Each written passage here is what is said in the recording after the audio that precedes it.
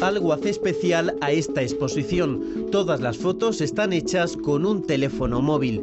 Jordi es el autor de algunas. Pese a las limitaciones de este tipo de cámaras, él ha encontrado ventajas en ellas. Juntar en un solo aparato, pequeño y fácilmente transportable, una cámara de fotos, unas herramientas de retoque que puedes utilizar o no y que son de muchos ámbitos, desde muy simples a muy complicadas, y la posibilidad de compartir estas imágenes directamente. Los álbumes de fotos son ahora digitales y a través de las redes sociales compartimos con otros nuestras fotos privadas.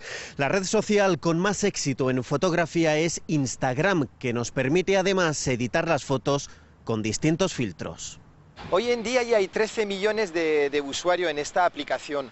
Eso significa pues un gran poder de comunicación con mucha gente. La fotografía se ha democratizado y ha planteado nuevos retos a los profesionales. Queremos ver las cosas mientras están pasando.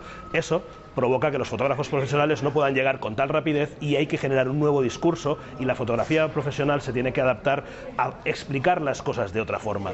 Joan Costa se especializó en fotografía de ciencia, un campo vetado a los aficionados. Requiere de unos conocimientos técnicos muy especializados, o sea, también que requiere una formación distinta a la que puede tener el fotógrafo aficionado, el fotógrafo de calle, ¿no? Joan fotografió estos seres microscópicos marinos en su expedición al Ártico. Un teléfono móvil no podría tomar estas fotos, pero tiene otras ventajas.